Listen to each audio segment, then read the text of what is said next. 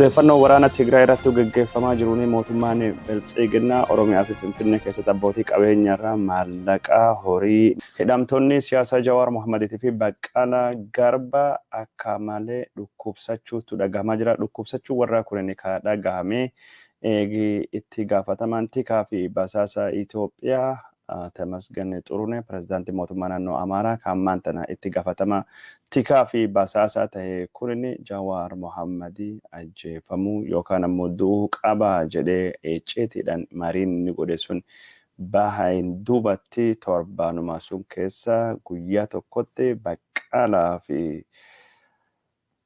Jawaar dhukkubsachuun isaa shakkii hamaa uumee jira. Eritrea irratti haleellaa dhaqqabsu mootummaan naannoo Tigraay amanee jira. Mootummaan naannoo Tigraay maddii oduu Associated Press Finfinnee irratti tarkaanfiin fudhatamuu ni mala jedhee kan gaafate ammatti hin dubbannu garuu misaayilota dhedheeraa qabna jedhee jira. Karaa biraatiin ammoo waraanii Abiy Ahmed warroonni naannoo Amaaraa geggeessan yeroo hedduutti odoo hin gabaafamne dubbata. Milishoonni naannoo Amaaraa kun Beenishaangul Gumuzii keessa uummata qubatan akka Bartaatii fi Gumuzii akkasumas uummata Agawootii fi Shinaashallee odoo gargarii hin baasne yeroo garii maqaa olaantummaa seeraa kabachiisuun raayyaa ittisa biyyaa Itoophiyaa wajjin raawwachaa jira. Naannoo kan keessatti ammoo kamirga uummata Gumuziitii fi Bartaatii fi socho'uu riphee lolaan naannoo kana uummata magaala yookaan ammoo diimaa ta'e hunda odoo gargarii hin baasne weerartuudha jedhee xiyyeeffannaa keessa galchee akka ijjeesu ka dubbatamaa jiru.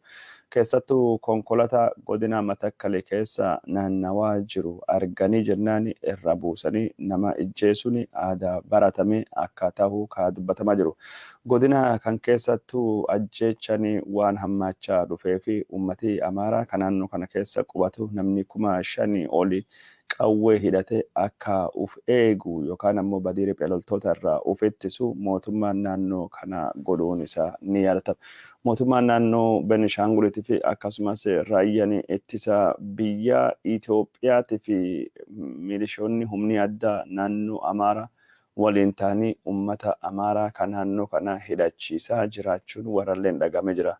Yeroo ammaan tana milishoonni naannoo Amaaraa raayyaan ittisa biyya Itoophiyaatii fi akkasumas humni addaa naannoo Amaaraa uummata Amaaraa ka hidhachiisan jedhama.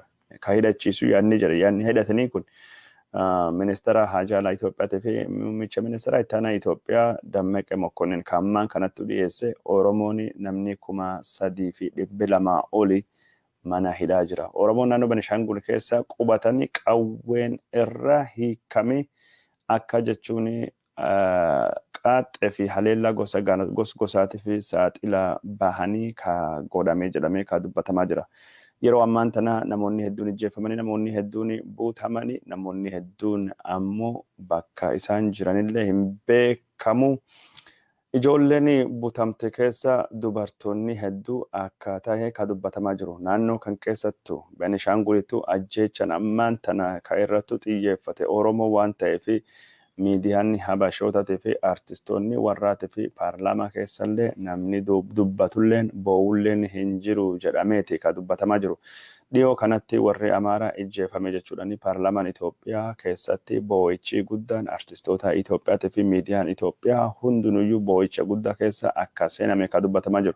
Warri miidiyaa Itoophiyaatii fi paarlaamaa Itoophiyaatiif mootummaa Itoophiyaa filatee nama du'eefillee gosaan gargari baase yoo Amaarii kamiidhame du'e taate iyyamee fi boo'ama. Yoo sabni biraa ka du'e taate namni abbaa kanaa jedhuun akka hin jirre ka dhagamaa jiru. Koomishiniin mirgoota ilmaan namaa Itoophiyaa ibsa baasanii Beenishaangul Gumuzii keessatti haleellanii uummata nagayaa yookaan ammoo uummata fayyaaleeyyii irrattu dhaqqabee jira. Naannoo kan keessatti mootummaan jechuun tikaa fi eegumsa isaa cimsee tarkaanfilee barbaachisuu fudhachuu qaba jechuudhaan dubbatee jira. Ibsa guyyaa har'aa baasanii koomishiniin mirgoota ilmaan namaa Itoophiyaa naannoo Beenishaangul godina Matakkalee ana dibaaxee keessatti konkolaataa gara Chaagnii deemaa jiru irrattu tarkaanfii fudhatame. Konkolaataa uummata irratti fudhatameen gochi nama gaddisiisaa yookaan ammoo nama golgoleessa tahuun gadde guddaan akka nutti dhagahamuu godhe. Odeeffannoo haga ammaa nu dhaqqabeeni aanalee akka wubgish yaampii fi qidoohii keessatti tarkaanfini gosa kanaa fudhachuun ummati nagaya akka lubbuun isaanii baate gamisii warra ammoo akka baqatee dubbata. Yeroo ammaan tana namni 34 akka du'ellee maddii oduu ibsi jechuun koomishinii mirgoota ilmaan nama Itoophiyaa barreessee jira. Kan akka dubbate koomishinii kana jechuun Dr. Daniel Beqqeleeti. Adabbiin yookaan ammoo jechuun tarkaanfini gosa kana hundinuyyuu dura dhaabannee gadde kana hambisiisuu qabnaa jedhee dubbatee jira. Daawwattoota keenya jaallatamoo fi kabajamoo Benishaangul Gumuz keessatti ajjecha Oromoo fi yeroo adda addaa saba jechuun Agwo Gumuz Bartaa irratti dhaqqabu namni gabaasu hin jiru. Haalli Benishaangul keessa akka malee yaaddessaa ajjechaan gosa yeroo hunda taati. Oromoon achi jirtu, Gumuz achi jirtu, Agwoon naannoo san qubattu. Sagalee hin qabdu namni dubbatuuf hin jiru. Waan kana miidiyaan Oromooleen xiyyeeffannaa kennee fi gabaasaa hin jirani. Benishaangul Gumuz keessatti jechuun humni addaa naannoo Amaaraa torbaan tokko oli duula godhaa ture. Kanaan dura jechuun ijoolleen Oromoo hedduun kan dubartootaa butamte namni dubbatuuf hin qabne ijoolleen butamte sun haga ammaa deebii warra namni beeku tokkollee hin jiru. Namni ijjeefame namni riippoortii godhuu gabaas hin jiru.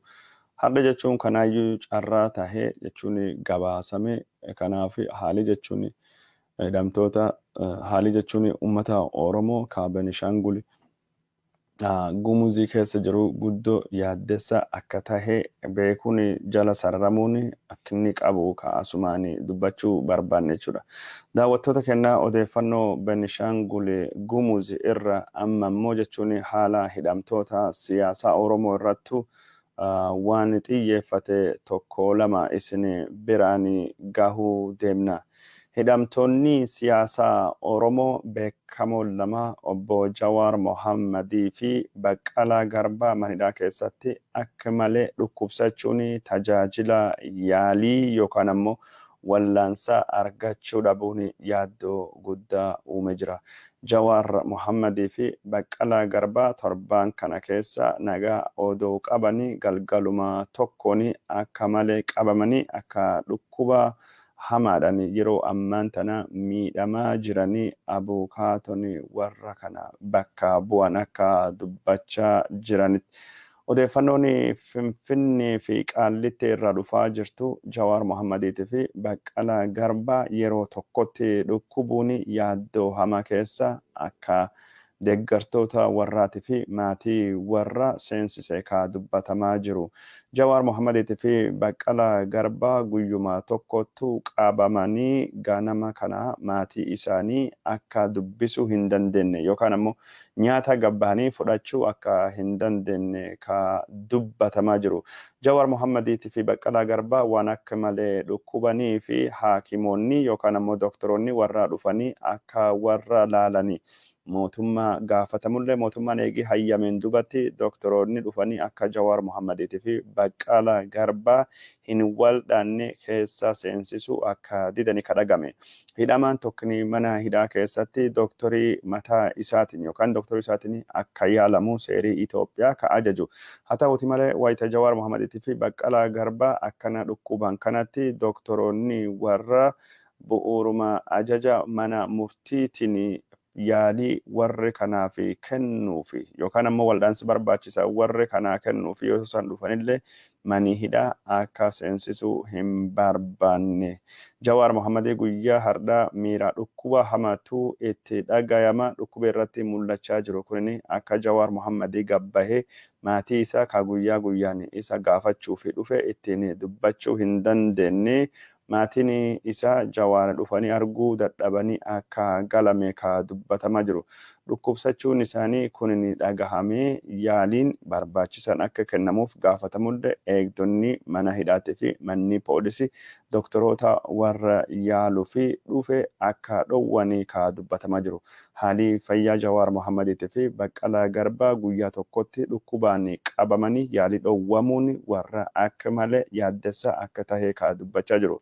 Jawaar Mohammad Baqqalaa Garbaa wajjin kaa hidhame Hamza Booranaa maatii Jawaar Mohammadiitii fi abukaatoo Jawaar Mohammadii kaa warra laaluu dhufee fi akka ibsatti Jawaar Mohammadiitii fi Baqqalaa Garbaa guyyaa tokkotti dhukkubaan qabamanii dhukkubaan qabamuu osoo hin taane maddii warri dhukkubaa irraa qabame qoricha warri fudhachaa jiru irra akka ta'e kaa dubbatamaa jiru. Jawaar Mohammadii fi Baqqalaa Garbaa lachuunuyyuu fayyaa isaaniitii fi qoricha fudhatanii qorichi warraa kun ammoo eegdota biraa taawaa yeroo gaarii qoricha warraaf hin taane qoricha nama miidhuu dandayu mootummaan kennaafi jedhamee shakkiin akka jiru kanaan durallee ture.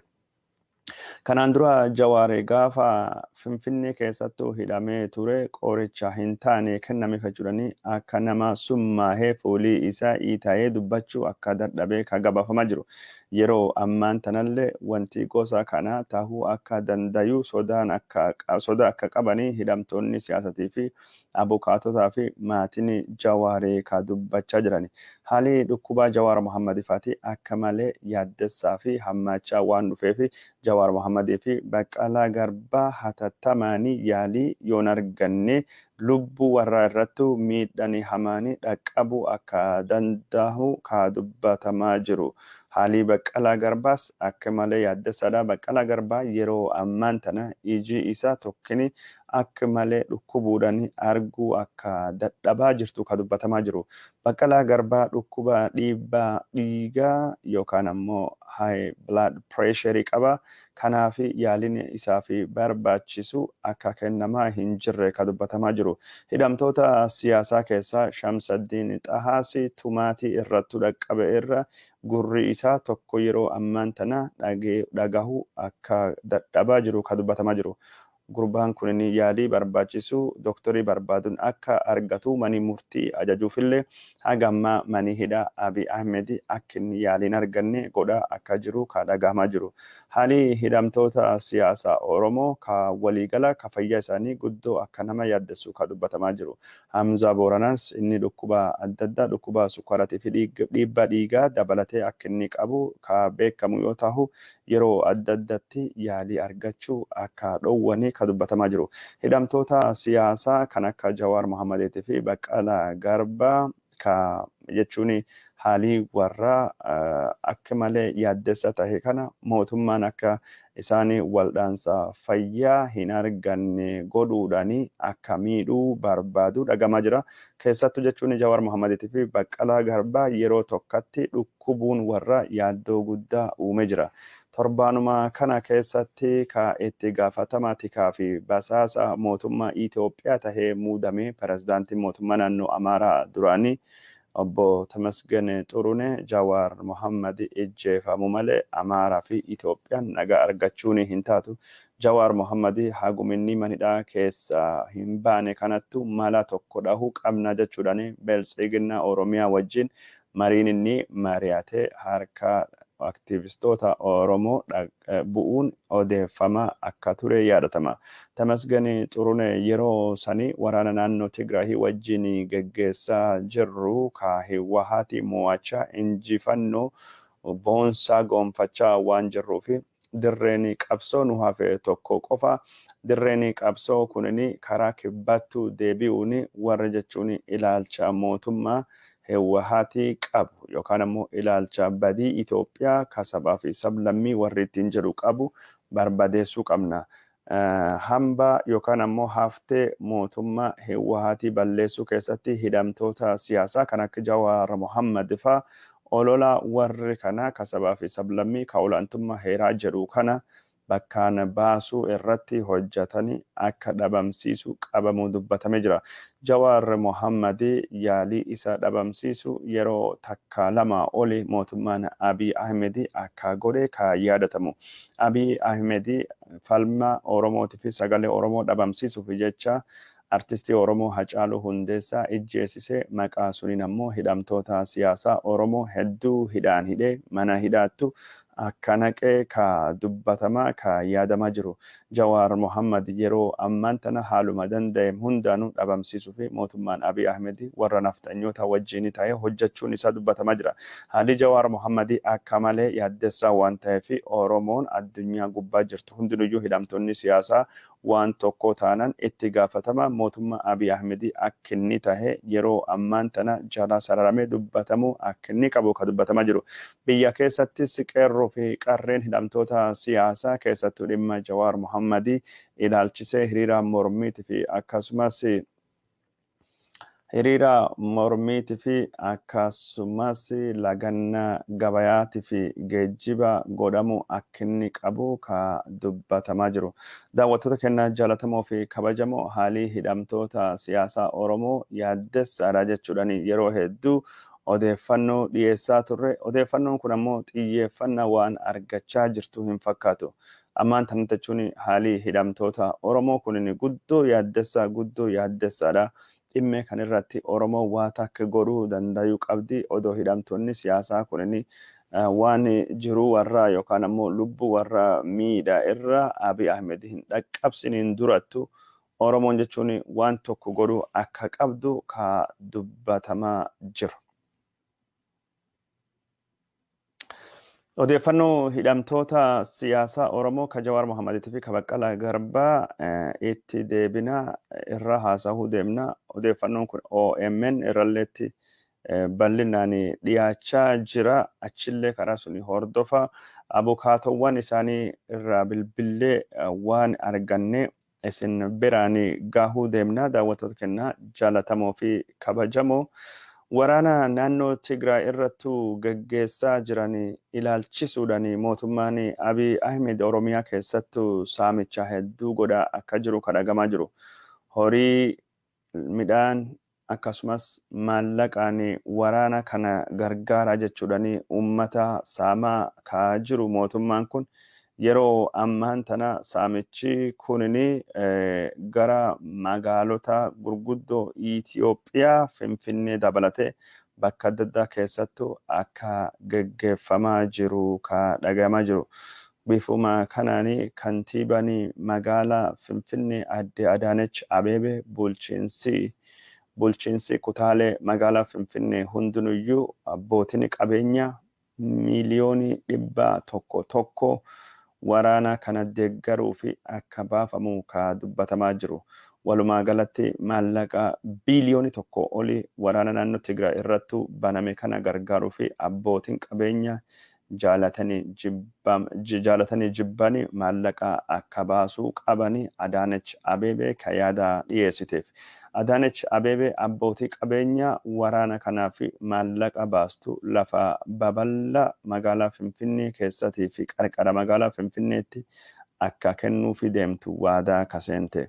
Laftii jechuun ammaan tana qotee bulaa ammallee saamamaa jira. Maqaa maaster pilaanitiin ka saamamirraa ka hafe abbootii qabeenya waraana kana deeggartuu fi akka qoodamu deemuu ka dhagahamaa jiru.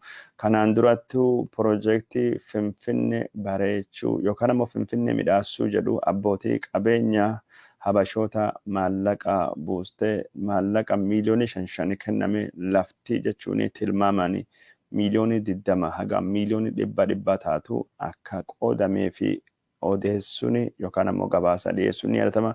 Ammallee waraana Tigraay irrattu baname abbootii qabeenya waraana kan deeggartu lafa Oromoo babal'aa qooduu fi bulchiinsi Adaanech Abeebee akka qophaawaa jiru ka dubbatamaa jiru. Oromiyaa keessatti sangootii afaan jiran loon, re'een, hoolaan, gaalii raayyaa ittisa biyyaatiif buusa jedhame akka nama dirqisiisaa jiranii ka dubbatamaa jiru. Yeroo ammaan tanattu dhiiga raayyaa ittisa biyyaatiif kenna jedhanii ammallee akka nama cinqaa jiramu ka dhagahamaa jiru. Qeerroon murannoo jechuun ammaan tana agarsiisaa jiruun raayyaa ittisa biyyaa ka jedhamu. Dhiiga mitiyyuu diinummaa inni Oromoo irraa qabuu fi dhiiga Oromoo inni dhangalaasaa jiruu fi fincaanuu hin kenninuuf jechuudhaan dida akka jiranii bakka garittu ka dhagahamaa jiru. bakki garitti ammoo dirqanii dhiigallee walittu qaba akka jiramu ka dhagayamaa jiru. Hiriirri biltsiginnaan raayyaa ittisa biyyaa ka Oromiyaa keessatti ammaan tanallee dhiiga dhangalaasaa jiru deeggaruu fi bakka adda addattuu yaamtee fashalaahuun isaalleen gabaafamaa jira. Godina Walaytaa naannoo uummataa kibballeetti hiriirii yaamame akkinni fashalaahee ka dhagamu. Hiriira biltsiginnaan walittuu qabde uummanni ofiin of bulchuu fi qabsoofnaa malee Tigraahii loluu fi hin qabsoofnu jechuudhaani hiriira kana akkinni hin milkoofne godhan jechuudhaani maddeen naannoo Walaytaa irraa dhufan gabaasaa jiran. Daawwattoota keenya jaallatamoo fi kabajamoo waan nu daawwachaa jirtanii fi hedduu isin galateeffannaa tamsaasii kennine ka isin biraan gahuutu jirru itti fufee jira. Waraana naannoo Tigraayitii fi Abiy Ahmedii jidduutti gaggeeffamaa jiru baqattoonni Itoophiyaa 25,000 oli gara Suudaaniitti akka baqatanii ka dubbataman. Reuters fi Associated Press akka gabaasanitti baqattoonni kunniin wadhakkaan isaanii ijoollee akka taate ka dubbatamaa jiru.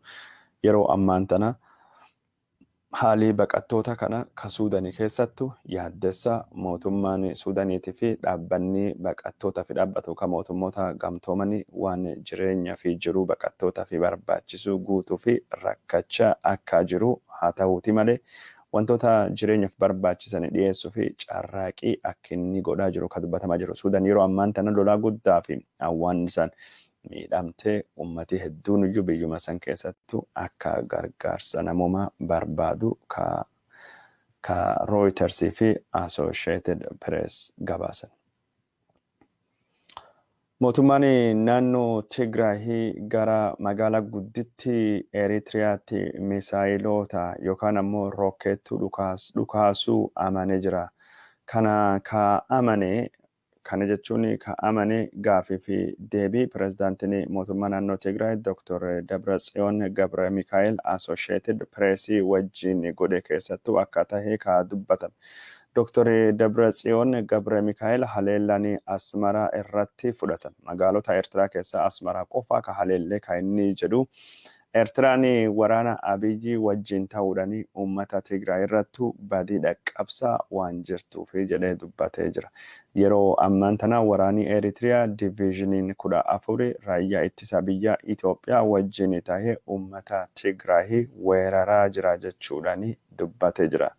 Adabbii kanaaf jecha tarkaanfii fudhannee jirra jechuudhaan pirezidaantiin naannoo Tigraay dubbatee jira. Pirezidaantiin naannoo Tigraay Asmaraa qofa miti Eertiraan gocha badii ishii kanirra yoo hin adabanne taate bakkoota adda addaa ka Eritiriyaa keessa jiran irrattu haleellaa dhaqqabsuu dandeenya jedhee ammallee akeekkachiisee jira. Rookeetonni magaalaa Asmaraa irrattu dhaqqaban miidhaa akka dhaqqabsanii ka dubbatamaa jiranii rookeettiin lakkoofsa 3 yookaan haga 5 tahuu dandeettu dirree xayyaaraa magaalaa Asmaraatii fi akkasumas waajjira beeksisa mootummaa Eertiraa irrattu dhukaafame jechuudhaan Aljaziiraan gabaasee jira. Rookeettiin gara ministeera beeksisa Eertiraa darbatame ministeera sanirrattu miidhaan dhaqqabse hin beekamu. Rookeettiin ammoo gara dirree xayyaaraa Eertiraa darbatame dirree xayyaaraa xiqqoo hanqatee lafa bu'uu hin oolle odeeffannoo jettutu jira jechuudhaan Aljaziiraan gabaasee jira. Haa ta'uuti malee dhoohinsi guddaan galgala keessa sa'aatii 7:50 yookaan ammoo akka herrega Itoophiyaa galgala keessa gara sa'aatii 2 gahee akka malee rifannoota guddaa uume jechuudhaan embaasiin Ameerikaa kan magaalaa Asmaraa Eertiraatti argamu barreessee jira. Akka isaan jedhamutti meeshaan gurguddaan waraana dirree xayyaaraa magaalaa Asmaraatti argamu biratti bu'ee jira jedhanii dubbatan.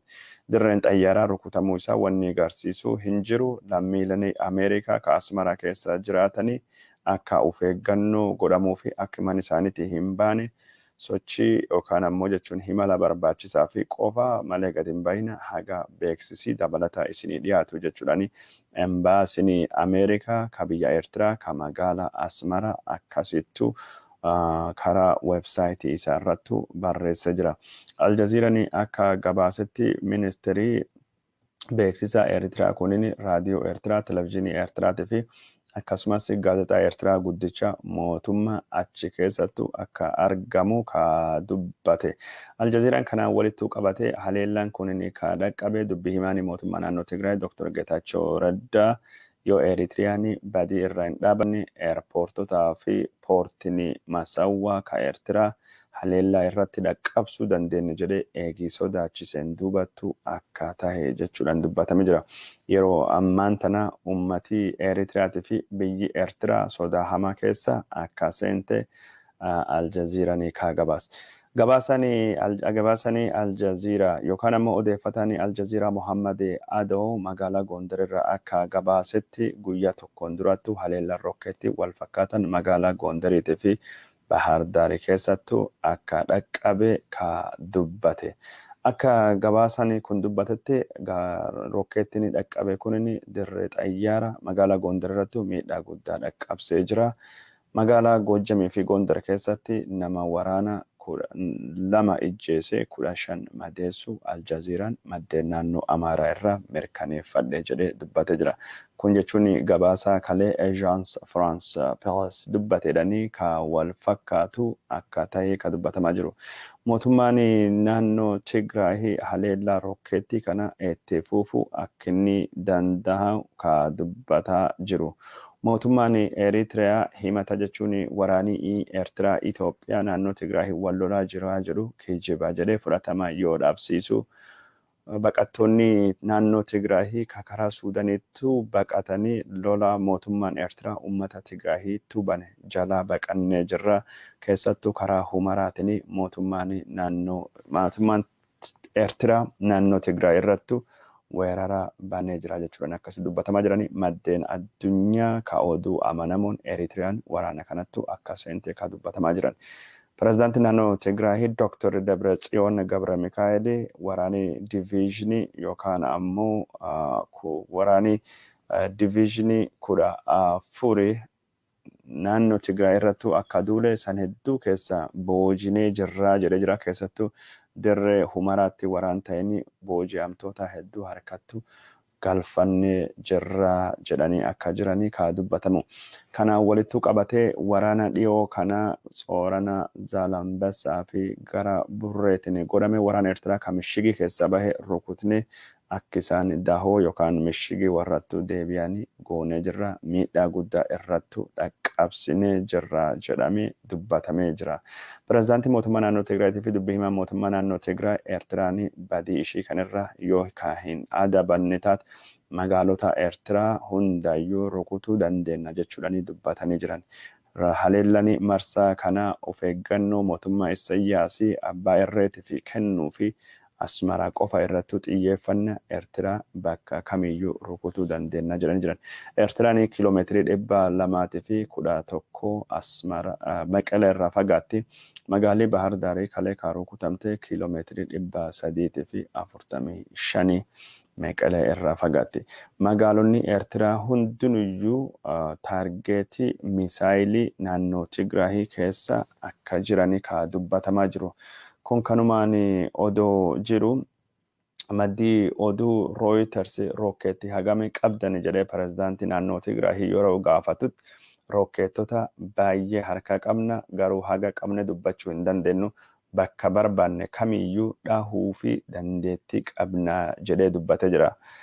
Maddii oduu Associated Press Finfinnee dhahuu fi karoora qabdanii rokkeettiin keessan Finfinneen baha jedhee yoo gaafate warri Tigraay pirezidaantiin isaa ka deebisee ammatti waan godhu deemnu hin dubbannu na'amanii misaayiliin kennin akka malee karaa dheeraa yookaan ammoo fageenya dheeraa furguggaahuu danda'a jedhee dubbatee jira. Haleellanii naannoo Tigraay irratti godhamu ka xayyaaraa yoo hin dhaabanne taate ofirraa ittisuu fi uummanni Tigraay tarkaanfii gosa kamii fudhachuu danda'a.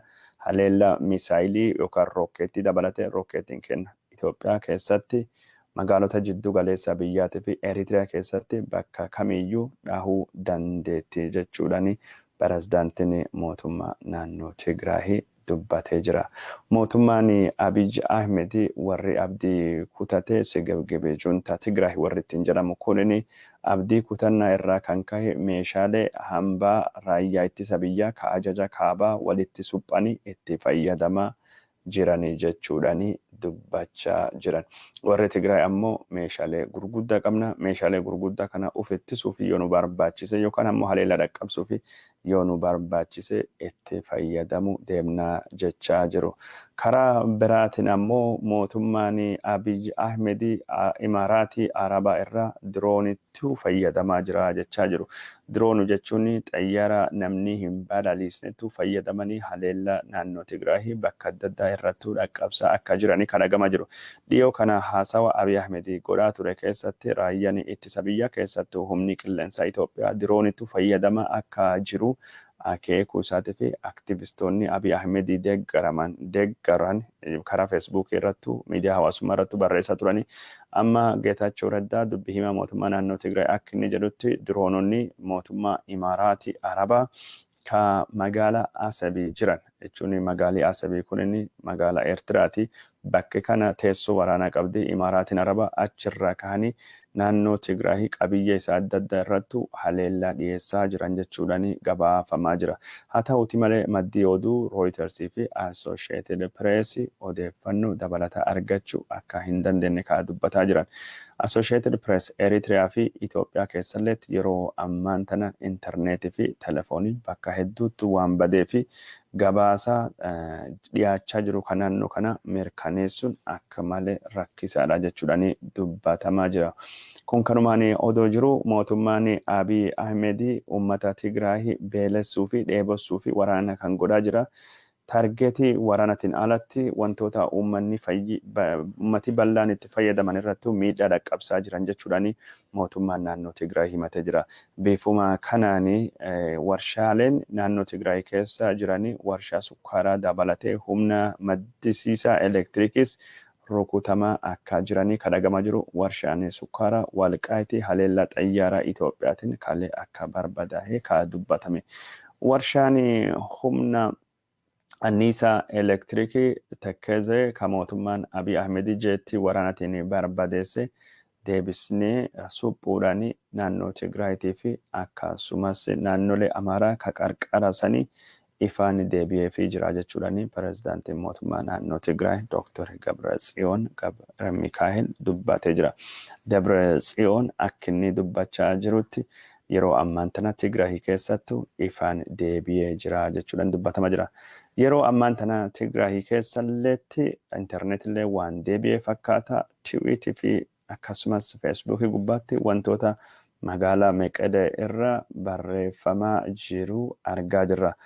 Waajjirri telekominikeeshinii Itoophiyaa isa qofattu telefoonaa fi intarneetii dhiyeessaa guutumaan guututti Tigraay addunyaa irraa akka cittu intarneetii dhabamsiisee jira. Telefoon balleessee jira. Humna ibsaa naannoo Tigraay irraa cufee jira.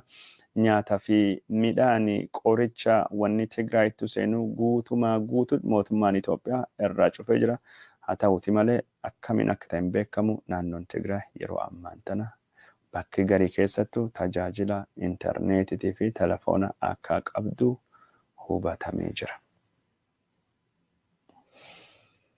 Daawwattoota keenya jaalatamoo fi kabajamoo tamsaasii keenya ka oduu akkuma itti fufettu jira. Yeroo ammaan tana mootummaan Itoophiyaatii fi mootummaan dhiifameera deebi'aa odeeffannoo kan yeroo ammaan tana waraana naannoo Tigraayitiin godhamu wajjin kan muddame mootummaan Itoophiyaa waraana isaa ka AMISOM ka Somaaliyaa jiru baasee jira jechuudhani odeeffannoon naannoo Somaaliyaa irra dhufaa jirtu addeessaa jirti. Waraani AMISOM ka Somaaliyaa keessa bahe kunin waraana naannoo Tigraay wajjin godhamuu fi deemu irrattu akka bobba'uu hin oolle ka yaadamaa jiru. Abiy Ahmed hagas hunda muddamsu keessa akka seenee ka dubbatame. Naannoo Tigraay wajjin waraana godhaa jiruun ka deeggarsa hawaasa addunyaa dhabe. Abiy Ahmed yeroo ammaan tana addunyaa biratti waraana kan kaasuu fi baay'ee balfamaa qeeqamaa jira. kallattii waraana kana geeddarsiisuu fi deeggartoota yookaan ammoo miseensota Alshabaabii ka Finfinnee keessatti boombii dhoosuu fi qophaa'an 14 qabnee jirra jechuudhaan Abiyyi odeeffannoo ololaa gadhiisisaa akka jiru ka dubbatamaa jiran. Miseensonni ICCT fi akkasumas Alshabaabii 14 jedhaman kun magaalaa Finfinnee bakka adda addaa keessatti duula koomishiniin poolisii godheemi odeeffannoo uummata irraa arganneen adoo warri badii hin dhaqqabsinu qabne jechuudhaan footoo warraa hunda miidiyaa irratti buqqisanii baandiraa Minilikii bakka dhaaban. Baandiraa naannoo Tigraay bakki inni jiru hundaayyuu buqqisaa jiran. Wanni warri dubbate humna jechuun Hiwaatii balleessu garuu mallattoolee Tigraayitii fi Tigrummaatii fi mallattoolee Federeeshinii jedhaman hundaayyuu bakka cufayyuu irra balleessaa jiran. Bakka cufa irra fuula cufa irra diigaa balleessaa alaabaalee Tigraay ka dhaabbate hunda balleessanii bakkisa alaabaa limmuxii Itoophiyaa jedhamu sun godhaa jiran. Raayyaan ittisa biyyaa Itoophiyaa alaabaa Minilikii qabatee duulaa jira. Alaabaa heeraaf seerii Itoophiyaa jedhu dhiisanii ka isaan qabatanii duulaa jiran. Alaabaan isaayyuu argan ciran alaabaa Tigraayitii fi alaabaa Federeeshinii kana alaabaa Ambaashaa ka jedhamu ka Tigraay ka jedhamu kan duulii jechuun ifa tahee jira. Lafa jechuun deeffannaadha lafa Amaaraa, Walqaayitii deeffannaadha, Tsegere deeffannaadha, Tsallamti deeffannaadha, Raayyaa deeffannaadha. Achirraa immoo Metakkal deeffannaadha. Kunoo Metakkaliidhaan fixaa jiran miidiyaan biraa haasawaan jiru torbaan guutuu haasawaa jira. Dharra deeffannaadha, Darraa ka jedhamu. Warra Jaarsoo deeffannaadha. Lafa Oromoo baay'ee ka isaan falmatan. Abbayyaa gama. Finfinnee jechuun bu'aa addaa Oromiyaa ka jedhu balleessine Finfinnee Ristii Amaaraa magaalaa Daawwitii Barara deeffannaa dubbachaa jiran kana. Abiy Ahmed jechuun yoo Finfinnee warra lendee Finfinnee akka Ristii Amaaraa taate Amaarii bulchu irra walii galee jira.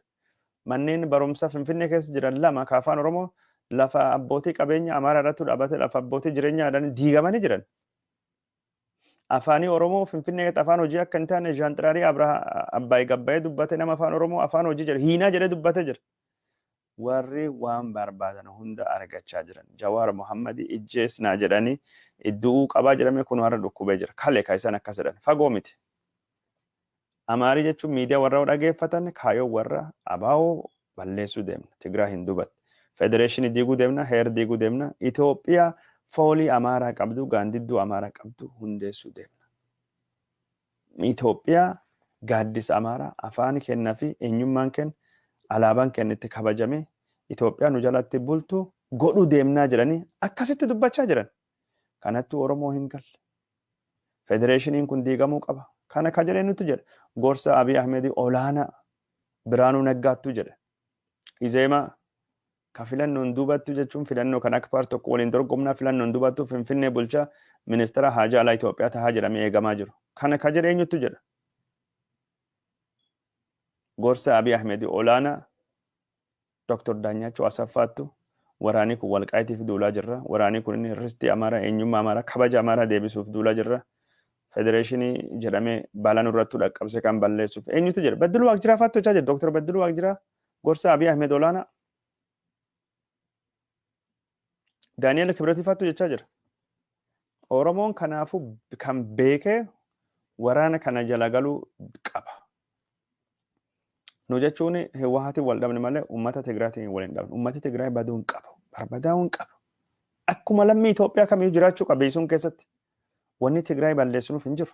Maaliif badde? Lafti jechuun Amaaraa qofatu jiraata. Gumuz maaliif badde? Agoo maaliif badde? Qimant maaliif badde? Wanni warri naannoo Amaaraa itti jiru Tigraay akka uummatatti balleessuu barbadeessuu fedhan. Tigraay barbadeessanii balleessanii olaantummaa isaanii ka siyaasaa Itoophiyaa irraa mirkaneeffachuu fedhan. Impaayirii Amaaraa guddoo ijaaruu barbaadanii sanii fi gufuun impaayirii Minilikii, impaayirii nafxanyaa uummata Tigraayitidha. Uummati Tigraay seenaa keessatti ammoo ilaalchi nafxanyaa kan yeroo hedduu ittiin lolee mo'atee jira. Ilaalchi Itoophiyaa Minilikii, ilaalchi Itoophiyaa Dargii Haile Sillaasee mo'atee jira. Mootummaa Eritiriyaa gaafa lola baadimmee mo'atee jira. Harri nafxanyaa mootummaa Eritiriyaa Abiy Ahmed wajjin ta'anii uummata Tigraay kan mirga sabaa fi sablammii dhaabbatuuf cunqurfame waan jiruuf sabaa fi sablammii jalatee miti. Cunqurfamanii waan jiranii fi cunqurfamaa gosa isaa wajjin sabaa fi sablammii fi ni falmannaa jira balleessuu fi carraaqaa jiran. Warri balleessine jennaan federeeshiniin sabaa fi sablammii baddi jedhee yaada warri naftanyaa kaamaaraa kaabiyyi. Kanaaf uummata Tigraay irrattu waraanattuu jiran. Uummata Tigraay irrattu lola bananii jiran. Uummata Tigraay irrattu duula maqaa balleessi bananii duula kana geggeessaa jiran. Kanaaf jechuun uummata Tigraay waliin dhaabbachuun uummata Tigraay bira dhaabbachuun akka malee barbaachisaa akka ta'e. Maaliif duguuggaa sanyii falmachuu qabna.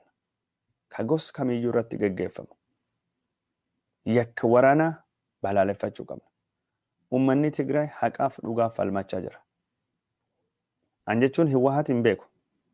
Badii balleessuu danda'a. Sun ammoo namni hunduutti gaafatama Itoophiyaa keessatti. Abiy Ahmed ergama Hiwaahatii ture. Ka Oromoo kolaasaa ejjeesisaa biyya baasaa ture warrum kennatti Tigraay wajjin warra Tigraay Hiwaahat wajjin ta'e kan godhaa jira. Sani gaafa guyyaan dhufe namuu itti gaafatama. Gaafa guyyaan dhaqqabe namuu itti gaafatama. Suni alatti ummati Tigraay irrattu xiyyeeffatamee wanni godhamu badiidha. Wanni godhamu yakkaadha. Wanni godhamu akka malee yakka. Kun dhaabbachuu qaba. Kana Oromoon balaaleffachuu qaba. Kan Oromoon dura dhaabbachuu qaba. Warri Amaaraa ummata Tigraayitii fi Hiwaahat ija tokko ilaalanii madde jechuun Hiwaahat ummata Tigraay balleessuu barbaadan. Kana dura dhaabbachuun dirqama. Daawwattoota keenya jaalatamoo fi kabajamoo odeeffannoo isin biraan gahuu deemnu ka gara dhumaa irra dhaqqabne jirra. Odeeffannoo gara dhumaatiin. Suudanii fi Misriin gara waraana kanattuu akka dabalamuu danda'anii wantoonni mul'isan hedduutu jira. Foreign poolisiin barreeffama dhiyoo kana barreessanii bu'aa waraanaa Tigraay fi Abiy Ahmed jidduutti geggeeffamuu kan murteessuu dandeettu. Suudaan jechuudhaan dubbachaa jira. Suudaan lafa falmii guddaa Itoophiyaa wajjin qabdi. Lafa kan jechuun milishoonni naannoo Amaaraa yeroo hedduu waraana Suudaan irrattu bananii moo'atamanii lafa kan dhaban. Lafa kan deeffachuu barbaadan. Lafti kun lafa qonnaa lafa akka malee misaati. Daangaa Suudaaniitii fi Gondarii irra jirti. Lafa kanaaf hidha guddicha laga Abbayyaatiif warri Hiwaahat jechuun bara dheeraa fi hariiroo cimaa mootummaa Suudaan keessattuu mootummaa jechuun Albashir wajjin qaban. Umar Albashir. Kan kanaaf jechuun Suudaan gara waraana kanattu seentee madaallii waraanaa kan jijjiiruu dandeettii jedhamee yaadama. Mootummaan Suudaaniitii fi mootummaan Isaayyaas Afeworqii bu'aan warra duddaa garaadha. Faallaa walii dhaabbatan yeroo hedduu. Yeroo ammaan tana naannoo Tigraay wajjin rakkoo jiru karaa araaraatiin akka furamu gaafate mootummaan Abiy date jira. Warri Tigraay araaraaf qophiidha. Mootummaan Abiy araaraaf date jira. Hogganaan Igaadii kan ammaan tana jechuun muummicha ministeera Suudaanii Abdallah Hamduukiti. Abdallah Hamduuk araaraaf gaafatee didanii jira. Dhiyoo kanatti ammoo jechuun pirezidaantiin Misrii Abdul Fattah al-Siisi fi hogganaanii